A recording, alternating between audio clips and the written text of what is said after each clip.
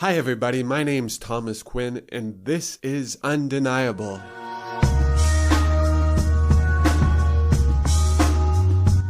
Today on the pod, I have my discussion with Shan Bales, a singer, writer, and wonderfully kind spirit who I've known for close to 20 years. I reached him here in Toronto, but like the rest of us, he's self-isolating, so we recorded this online.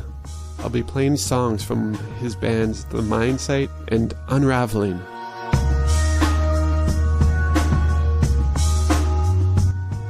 How are you doing? Are you staying safe, staying patient with whoever you're isolated with? Hope you're all staying strong and positive. I know it can be rough. In our house we call it the cloud. It doesn't matter what you're doing, watching a movie, telling a story, something really fun or positive, but then you see something or hear something and all of a sudden the cloud comes back and you get sucked back into the vortex of the virus and the shutdown and all the unanswered questions of what's going to happen next. My only advice is to try not to focus on the negative or watch more than 15 or 20 minutes of news a day. Stay home, take precautions, wash your hands, make the most of it, and work on that project that you've never had time for, and take it day by day. We're all in this together. And here's my conversation with Shan Bales, aka Shanard.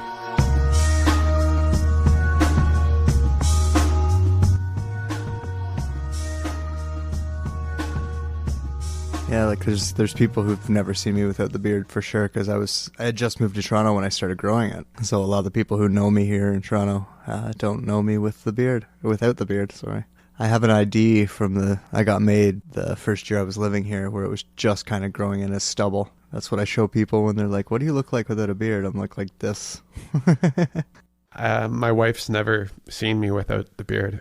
It's really weird. Like, that's how when I grew my hair the first time, it was the same thing where people were just like, oh, I like you with long hair. And then you're like, okay, I don't have to do anything. I know, right? I think that's kind of how we adopt our styles a lot of the time. It's just like other people telling us what looks good on us. Like, you know, we kind of go for what we like and what we want, but then it does come down to like the right people being like, hey, I really like you looking like that, or enough people sometimes. Yeah. And you just kind of go, oh, okay, well, this is working. If that coincides with laziness. Oh, if it helps out being lazy, exactly. I was doing carnivore diet. It worked out because, you know, coffee and water are my jam, and I can still have coffee and water on the carnivore diet, so it worked out.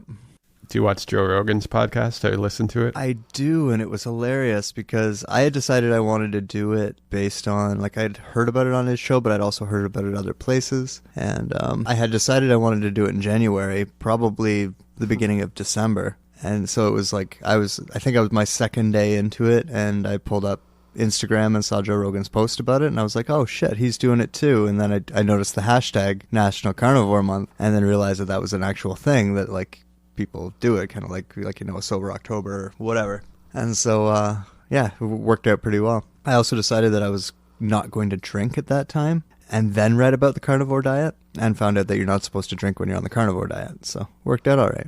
I don't know anything about it really beyond what I've heard on his podcast, and like I'm still in the other side of the camp. I'm more vegan. I like both sides. You know, I definitely see the way that we obtain our meat for the most part being terrible. Yeah. But in that it is being done, there are better ways to do it, and some farms do it better. And if you can, you know, pick and choose to go with a farm that you know is doing it better, then that's the better way to go. I was more interested in just what it would do to me physically, and I really like the physical benefits that I've seen. So it's kind of nice now to not have to think about it every day. You know, it's just I'm eating whatever right now, and that kind of feels good because I haven't been like that for at least the last year and a bit. How are you braving the storm? Like spending the time. I mean, it's an undeniable game changer. That's for sure. The world is going to change because of all of this. Yeah, it just is, you know, and we're living through, you know, it's not a war, but it does seem to have a very similar effect to the world as a war would. You know, we've got some countries that are having extreme losses of life, and all these systems are closing, things are being repurposed. It's very much like a wartime scenario. So we can guarantee that things aren't going to be the same coming on the other side of it.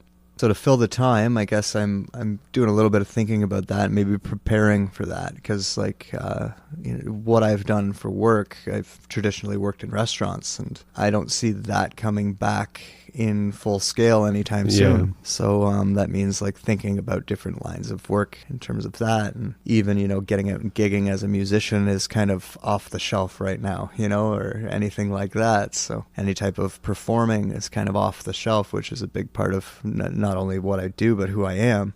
So working around all of that, I'm just going to do my best, take it day by day, and see how adjust to the changes as they come, I guess. That's kind of been my response all throughout. Even 2 weeks ago, I'd see it day by day. People would ask me, are you staying open? How's this going to happen? What's going to happen? And like, we're all just reacting at this point. So, it's good to see that people are, at least in this country, are listening to some scientists and having some bare bones. This is what we need. Weather the storm. Yeah. Followed by what happened in other countries. We were kind of slow, but at the same time, once we did react, we reacted fully. Mm-hmm. It wasn't, there wasn't the same baby steps we saw in other countries. So that I can give Canada definite credit for that. They've stepped up. And even with the, the emergency relief fund or whatever they're calling it, the money that they're getting to the people, they're moving that along quite quickly too, which is good to see. Yeah, if they can actually get that out in 10 days whenever they launch, because it's going to be a shit show on those first few days of signing up for it. And it'll be really hard for them to do much checking too, so there's going to be a lot of just slipping through the cracks and stuff, I think. I think in that situation, we kind of have to watch our neighbors and maybe help out if that's the case, I had to write a story on Facebook yesterday about something that I saw because it was just kind of crazy. Did you happen to see it? I didn't. So I'm in a Tim Hortons, and so Tim Hortons has like these spots on the floor to keep you spaced out in the line.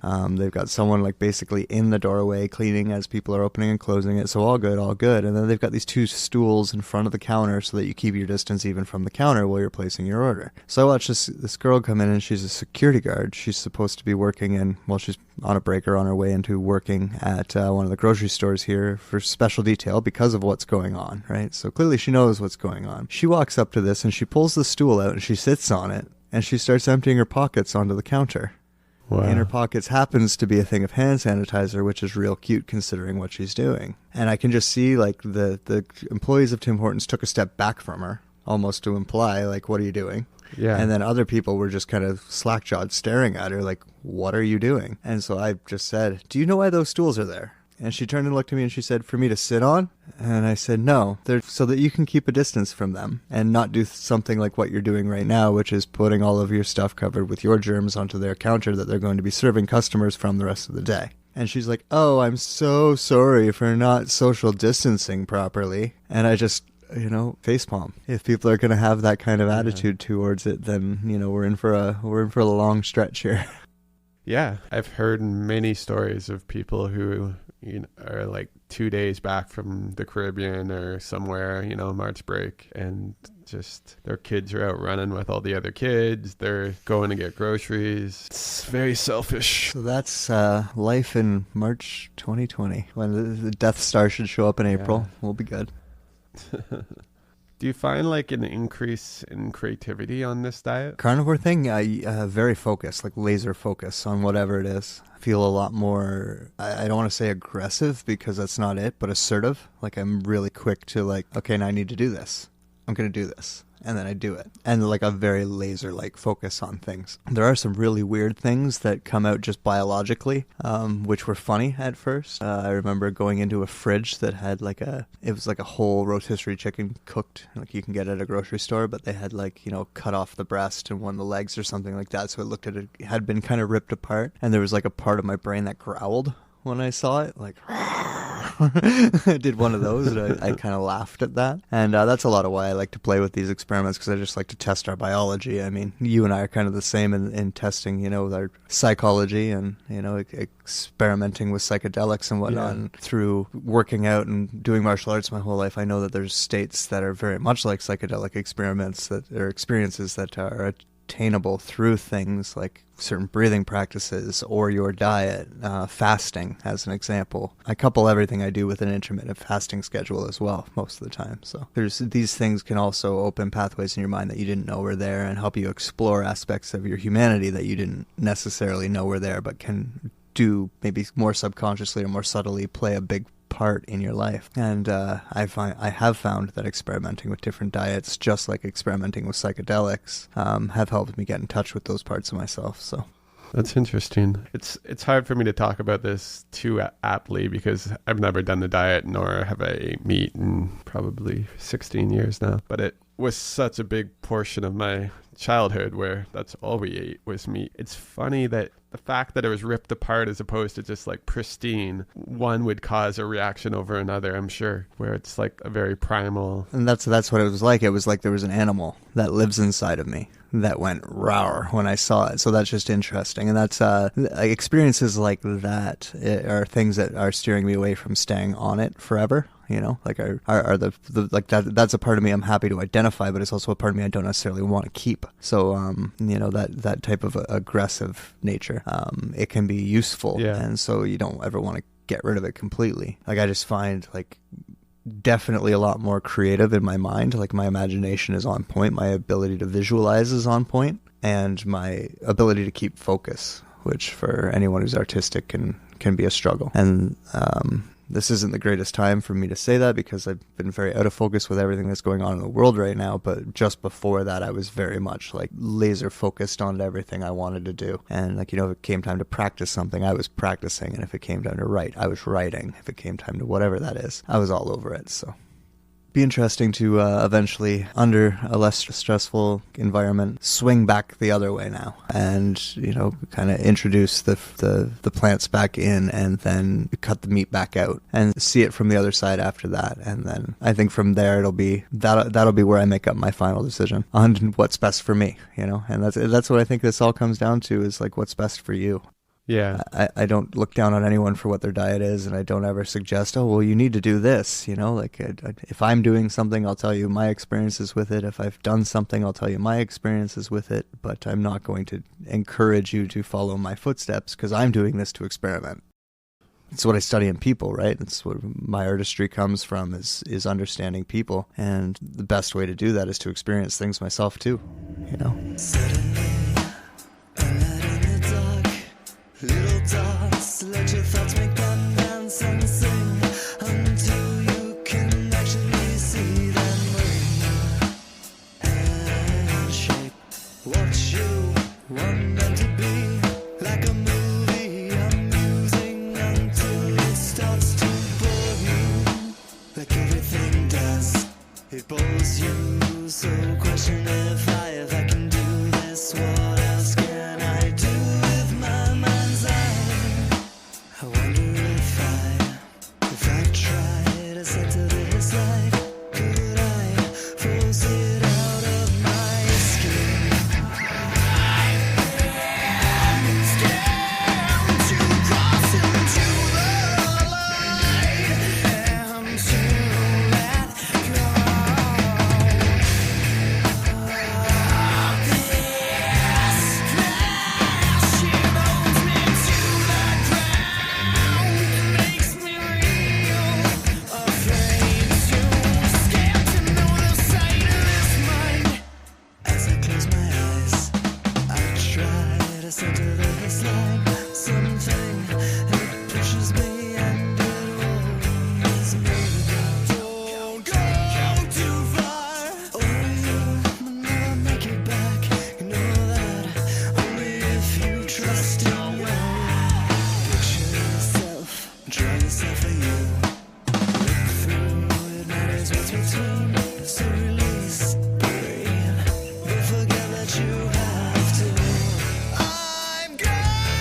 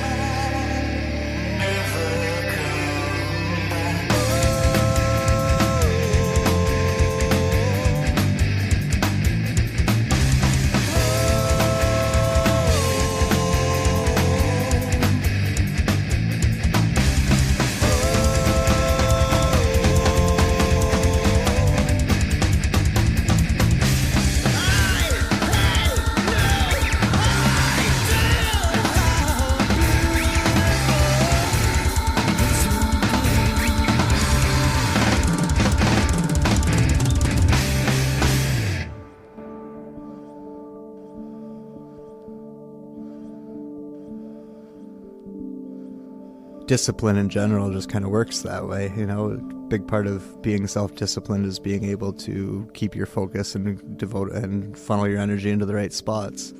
I've recently started writing a book, which is something I know you have done. But the big thing for me, while I was successful, I've fallen off a little bit right now just due to everything going on again. But, the big thing for me was to just tell myself, okay, you have to write for at least an hour. If you only write for an hour, that's fine, but you have to write for at least an hour.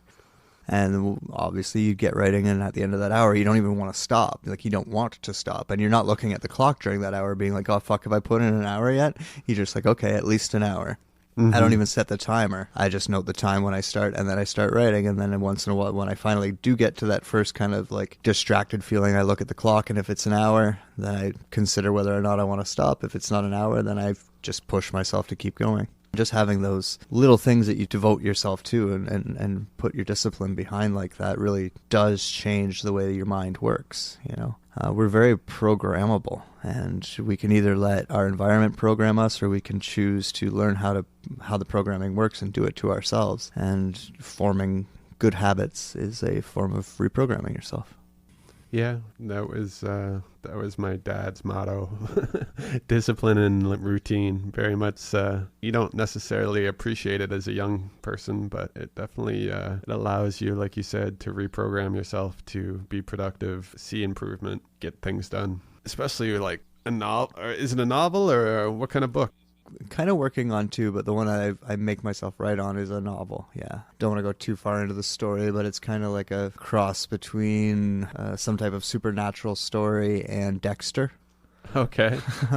Yeah, so doing that, and then I also I'm big into philosophy, and I kind of have a lot of my own that pretty much anytime I'm like just kind of sitting around contemplating, and maybe smoke a joint or something, and write out a bunch of stuff on a topic. You know, yeah. and then drop that into a folder, and then one day I'll come along and formulate all of that into something that you could read like a book. I had similar ideas. I really got into Tolstoy. Do you ever read Tolstoy? Yeah. So like Yeah. he had this very rigid morality, I like to call it, where it was very much, I don't know anything about him as a man, and I'm sure he was a hypocrite like us all, but his like ideal person and like this moral rigidity always stuck with me. And when I was at that stage, I was very much kind of what you were alluding to earlier with different breathing techniques and whatever. I was trying to get to this state of meditation, of enlightenment without drugs. It was kind of like post all my hard experimentation and realizing that, okay, this can only go to a certain level, so there's no need to keep pushing this, because I keep getting to the same door, as I like to describe it, where you could step through on your own kind of accord, or you just get you there. But it's funny, like I came up with the door the door of perception. I'm pretty sure it was you, right? Dr. Thomas Quinn from one of your previous incarnations, maybe. Yeah. Oh, yeah. Nothing new under the sun. It's the same thing with like Bruce Lee. Like Bruce Lee gets quoted 1 million times a day on the internet, and he's really borrowed all of that from different philosophers he studied. So and I think that's what we all do. Like even as a musician, I've had this conversation with bandmates before, where it's like you're not really ever coming up with anything that's brand new. Like you're always kind of borrowing from something else, because especially with music, you're dealing with mathematics. And I think with general philosophy, like, you know, we're all kind of operating through the same system, right? Like the brain.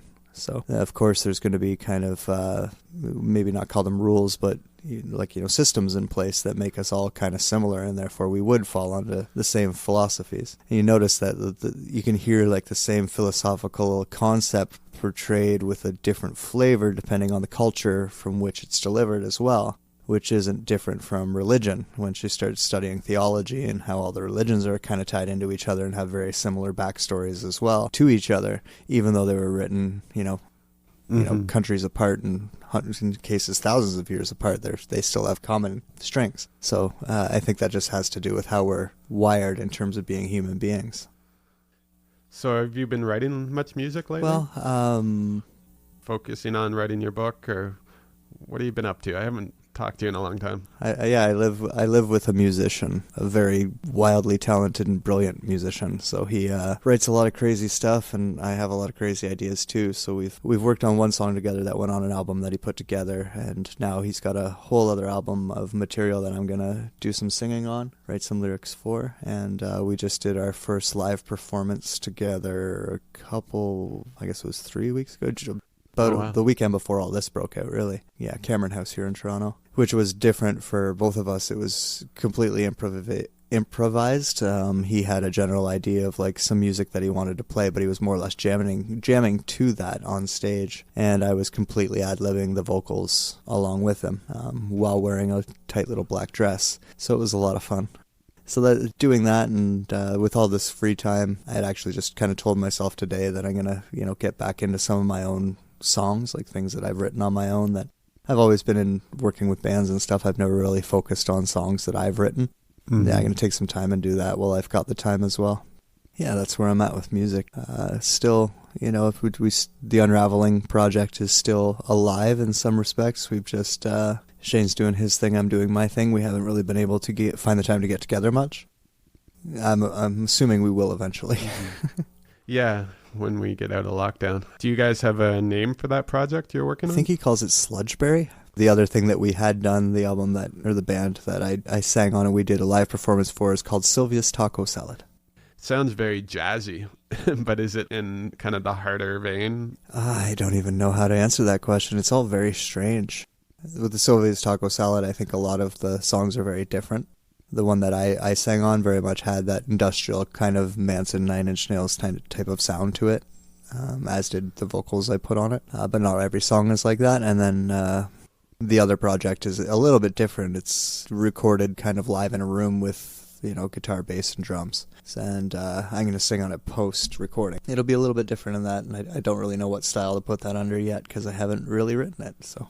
Yeah. What attracted me to it and why I got together with my roommate to take it on was that it is very different than anything I've ever done. And it's got a lot of influence in some stuff that influenced me when I was younger. Like I was kind of got into music because of like musicals and, my parents were into music, but they were into like country music. So I grew up on things like Garth Brooks and Travis Tritt and all that kind of new country back when new country was actually new. And, okay. On top of like bands like Chicago, where they've got this big brass section in the middle of almost a rock band and things like that. And yeah. When I look at Pink Floyd, I really love The Wall because of that theatrical style. And so I think that was what attracted me to the music that I've heard, is I feel like I can kind of play a character in it and okay, yeah. express myself through a character with a lot of more theatrical vocals and playing with a lot of different ranges more than having to stick in the ballpark of making rock or metal song. That'll be fun.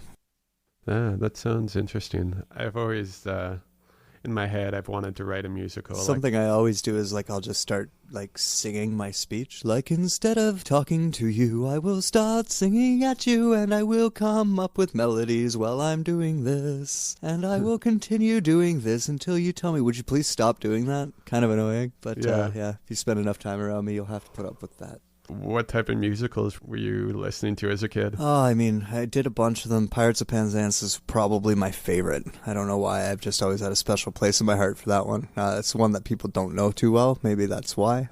Yeah. All the bigger ones like Phantom of the Opera and like Cats back in the day. It was more of a still musical, but all the popular ones, obviously. Ones I did in school were like Leader of the Pack, and we did like Wizard of Oz and things like that too. Wizard of Oz is another, it's not quite a musical, but the musical element to it, I love very much. Probably not so much anymore, but I've definitely had all of those songs memorized and used them to annoy people too, so. But yeah, like even like Disney movies, things like that, like I really love all the old Disney movies for the musical elements in them.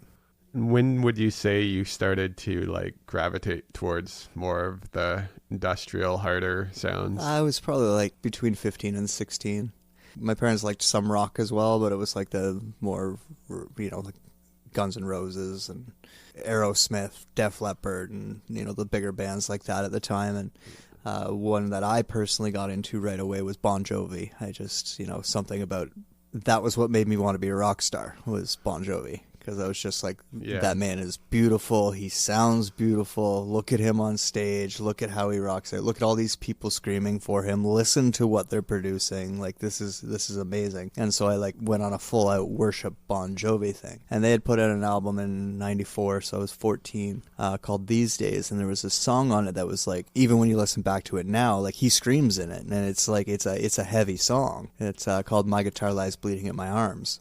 Another song on it too where he gets into that scream, and it was like it's something that fascinated me, was just being able to like give out a note with such force that it turns into this primal sounding thing. And then I found out that, like, you know, that's what metal music is, and metal was too heavy for me. It was like I couldn't understand the lyrics. I couldn't pick out what they were actually saying, so I didn't really like it. And then I guess it was Nine Inch Nails. Somebody had actually, I remember the very night. It was a guy who I had looked up to. He was a very good singer as well. We had become friends, and we were just talking and singing together. We were showing each other music, and so I was showing him, like, you know, the Bon Jovi songs I liked, and sang along to a couple of them or whatever, and a couple country songs. And he's like, I remember him looking at me and being like, I think you would really like Alice in Chains. Let me play you some Alice in Chains. So he played me an Alice in Chains song, and I was like, yeah, that's really cool. Like, you know, Lane Staley is a rock singer on top of a heavier band.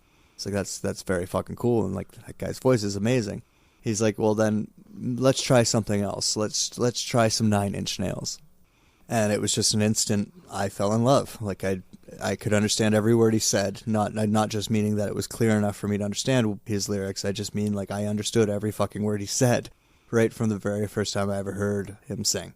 And loved, like, I hadn't heard music like that before, so I loved that, and it had that dark element I was looking for, right? Because I've always been into horror movies, and I've always been into dark things. So, Do you remember what album? Downward Spiral, yeah.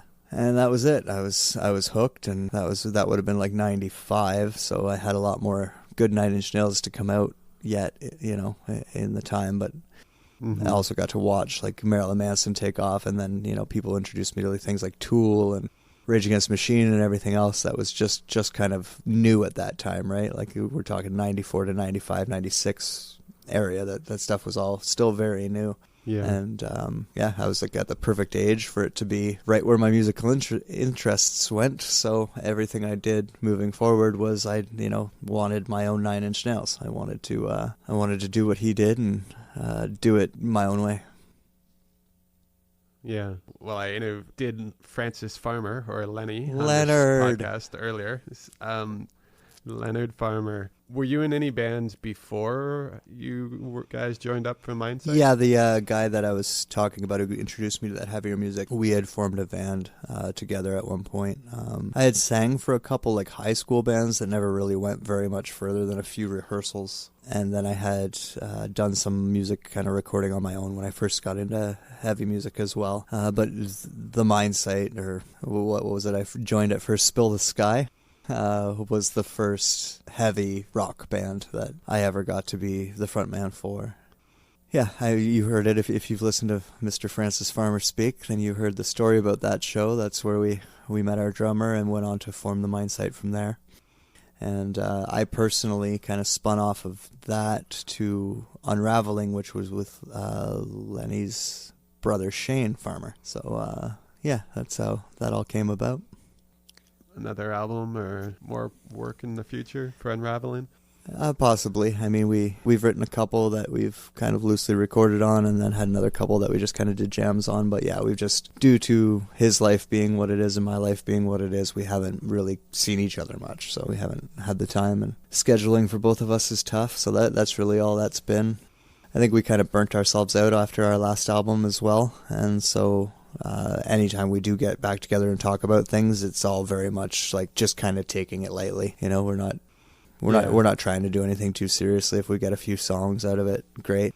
And I think we both kind of go in phases with it, so it's all a matter of our phases working out together, as it always goes with collaborations. But I think that was the beauty of like even the way that whole band was started from him, because he wrote most of that before even talking to me about, or well, actually formally talking to me about being a singer, and all the music was in place before I ever started writing lyrics. So the way that it's been born and the way that it's lived kind of makes it one of those things that never really has to die, but we don't really ever have to play maintenance games with it either. So it's kind of nice. Yeah, that is nice. I think seems like that's the model that a lot of people are using these days, where it used to be if you go solo, you're breaking up the band or something like that, where it's the understanding that you can just create when you need to create. And as long as you keep those relationships intact, there's no reason you can't create again. Yeah, there's a lot of differences back then. They had these big record contracts in place, right? And you were really screwing over your bandmates if you decided to leave the band or go do something with someone else, and therefore put what that band could potentially do in jeopardy. You were really screwing people over. Now that the business model is either non-existent or very, very different, it doesn't hurt, if the Mindsight were still playing shows and Lenny were playing shows, like, it doesn't hurt us in any sort of way. It actually helps us, or vice versa, or any mixture of in between. It's hard, but I just always come back to our present situation where it's in my head, and I think a lot of artists would think about this. It's like, oh, you're going to give me $2,000 a month and I'll just stay at home? Like, where has this been my whole life? The reality makes it a little more bleak, not at least at this point, because it's so new and there's so much up in the air. But it's hard to inspire that kind of creativity, at least in my personal view. Like, that's why I've been trying to get a few of these pods in the bag, so I can feel like I'm still doing something, even though I haven't really been producing much writing or picked up the guitar or anything lately. So yeah, I'm supposed to be writing for a friend's screenplay, but I can't even focus on it right now. You know what I mean? Like, doing a podcast or something, which I've been doing as well. A few of these, it's easier because you're talking. But I am despite having all this free time right now, because of the instability of it all, I'm having a hard time focusing and like keeping on task and not going back to worrying about everything. So if they do get everything in order, that part of it will go away, and that it is kind of a dream for people like you and I. We don't have to go work that stupid job we don't care about just to pay our bills. We can do what we actually do care about and maybe make a little extra money, but at least enhance,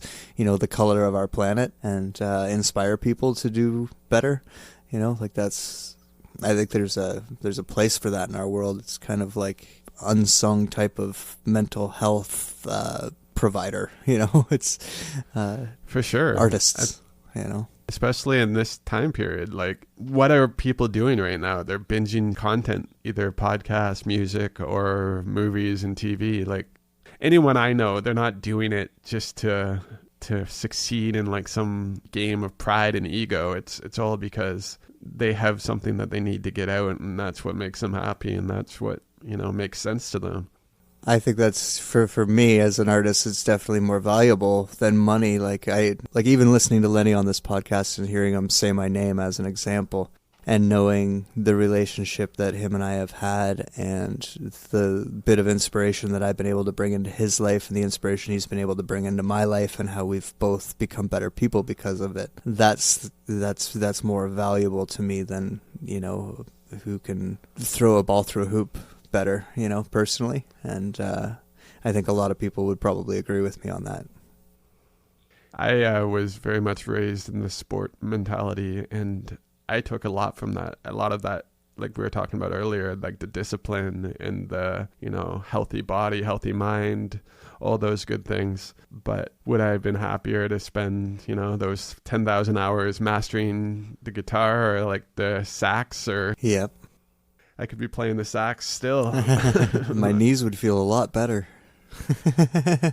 Yeah, exactly. So it's like I'd, starting to get up in the years and starting to feel all that damage I did to myself when I was a kid, coming around to be like, hey, dude, remember that time you kicked that guy and he put up his shin and blocked it and you felt that little crack? Well, here's that little crack. That's what that was. Remember that time he kicked you in the knee and your knee blew out sideways and you popped it back in and it hurt really bad, but you didn't think too much of it? Well, that was a dislocation and you're paying for that now. So kind of funny. I could have spent that 10,000 hours practicing guitar and been able to play guitar by now, but instead I practiced it punching things and fucking my hand up. So it is what it is.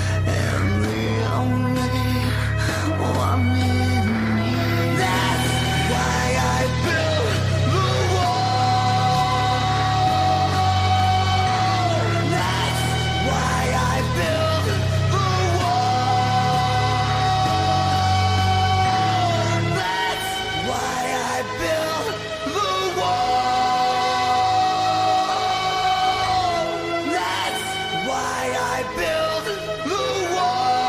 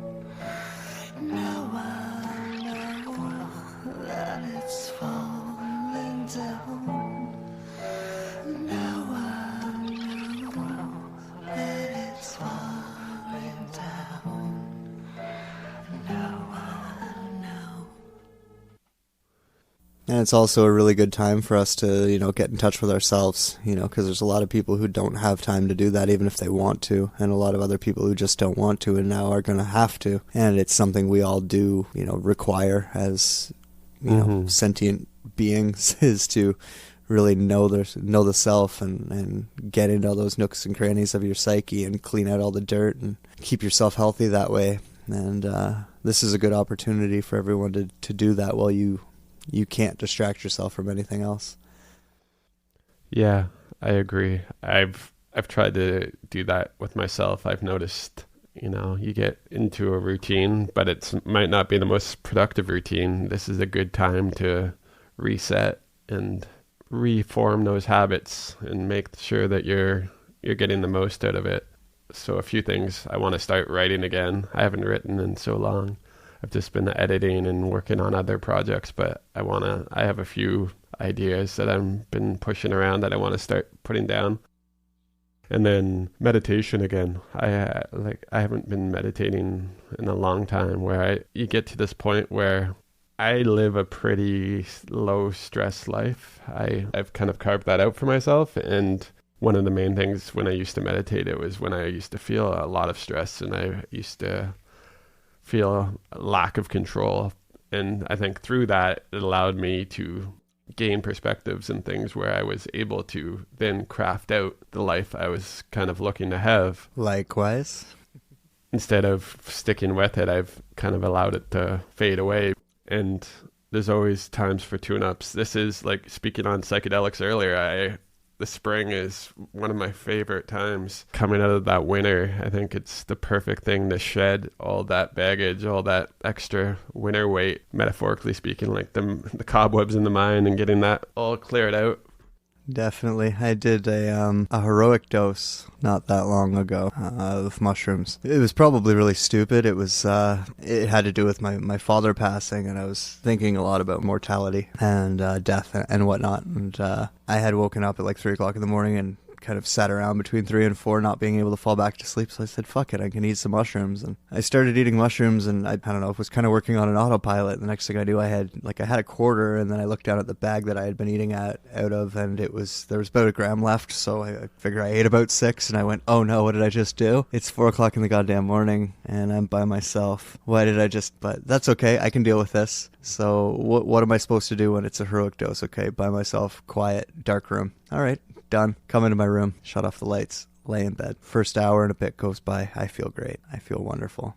I see a whole other worlds. I'm having a great time. And then, everything that I had been dealing with presently that day, and, the previous few days leading up to it came crashing in all at once. And I spent about the next 4 hours thinking that I might die, and went through that, what they call like the ego death, where you do have to kind of accept that, I might die right now. So if I do die, well, what do I want to work out? Start thinking about all those relationships you're fucking up, and all those things that you're not doing, and all those things that you did well, and all those things that you did poorly. And, you know how it goes. I know you've been there. But doing it that close to someone significant in your life kind of dying is a whole other trip in and of itself. So that was fun. But yeah, it's I've been giving myself a bit of a break from the psychedelics, and now it's about time for me to get back there. So I do have another quarter sitting over there. Maybe that'll be it. But I don't know if I can even talk about this on your podcast. I tried MDMA for the first time, like after. Okay. Is that allowed to? Can I have this conversation? Sure, why not? All right.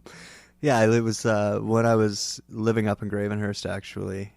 Someone that we probably both mutually know was selling ecstasy at the time, and I had done research on ecstasy. It didn't sound like something good for you to take physically, mostly because of what they cut the MDMA with. Mm-hmm. But then I have a friend who I can trust who has it, and I just asked him for some, and he's like, take this much, like a very low dosage of it. So I had tried it with a girlfriend of mine, and it was just an amazing experience. We had a lot of things that we needed to talk about, and that MDMA brought it out in both of us, and we were able to have a conversation that we may not have been able to have had otherwise, but both of us really needed to have. So quite the benefit in that it kind of opens up those feelings that aren't necessarily fear-based, but you bottle up and suppress anyways. Yeah, so different.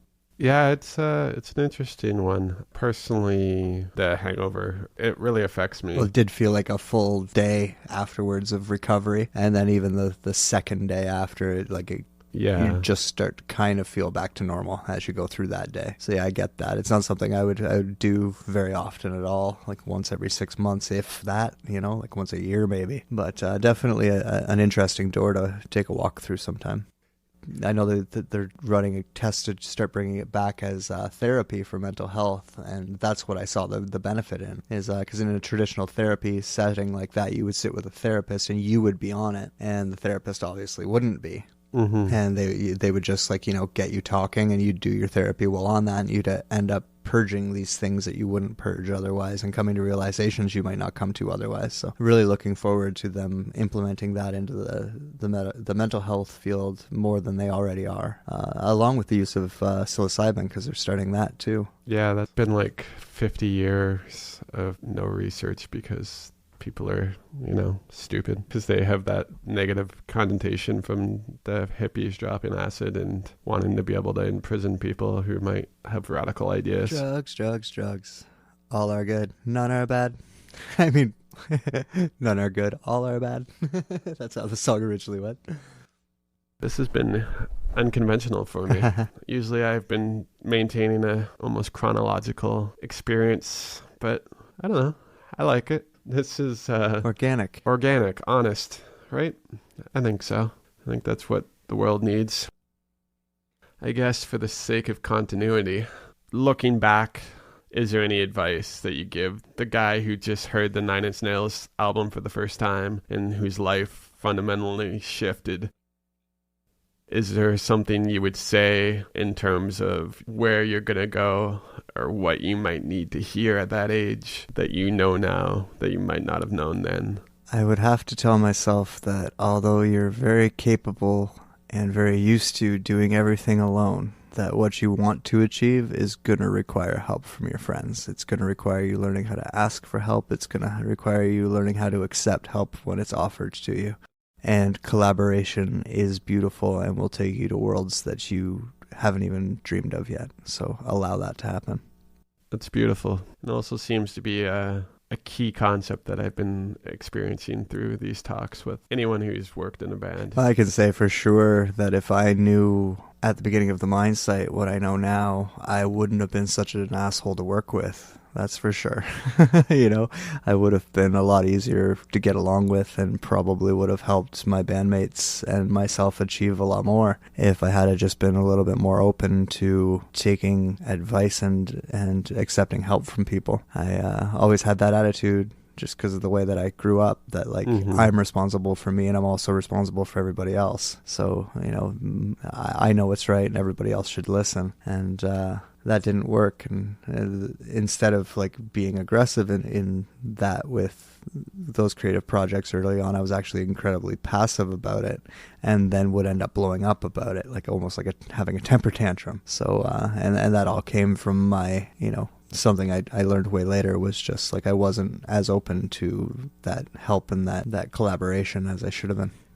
I deal with that a lot with myself. In your case, what do you think that stems from? Well, for me personally, a lot of it was that I was actually afraid of the success. Like I had a fear of success. I've heard it referred to as like imposter syndrome, where you don't feel like you're kind of worthy of the praise that you're getting. It was actually our drummer in the Mindsight who pointed that out to me, that I think he had brought it up that he had struggled with it too, was just like having that fear of success, and so you self-sabotage. You end up doing the wrong things even though you know what the right thing is to do, almost subconsciously, because you're afraid to succeed. And can be a lot of reasons why that fear exists to begin with. It's another conversation, but that was definitely it with me. Was I was just, didn't feel like I was worthy, didn't feel like I was ready, had, a self-worth problem, I guess.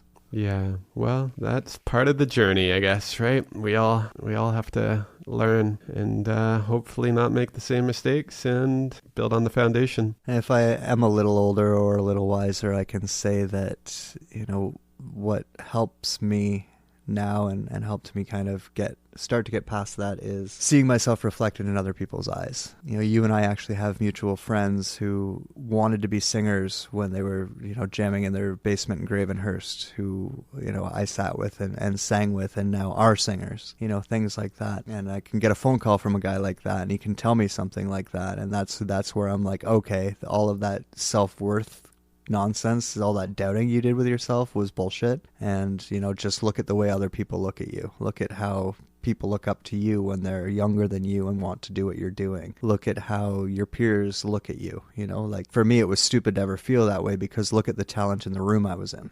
Yeah. Do you think any one of those guys would have allowed me to be in that room if I wasn't deserving to be in that room? No, they wouldn't have. And they tried to tell me that, and I just didn't listen to them. So again, younger Shane, listen to them.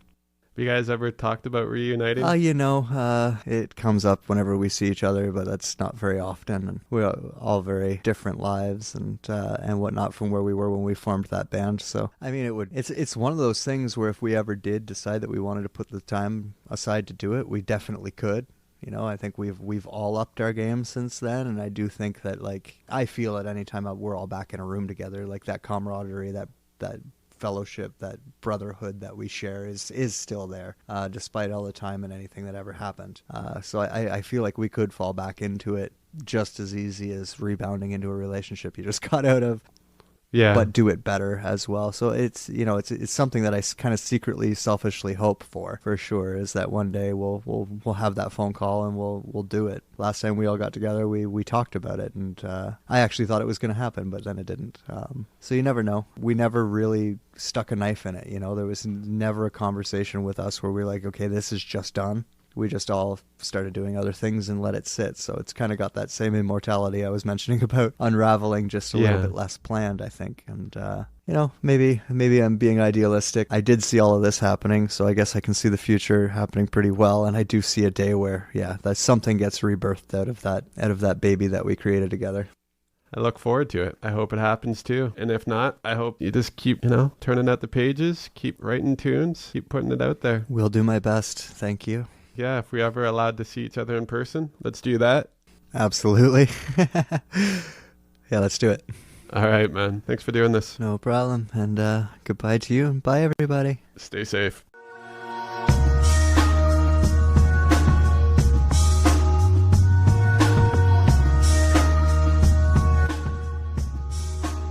So there it is, guys. Thanks again for listening.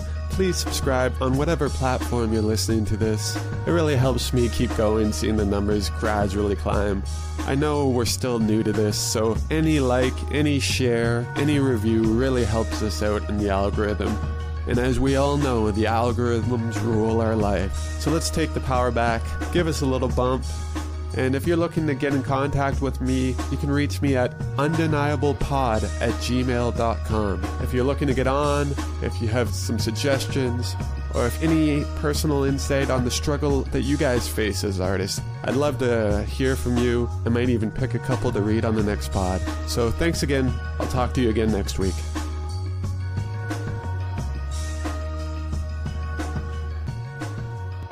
Undeniable is a creation from Tomcast Industries. Theme music was created by Tony Malik.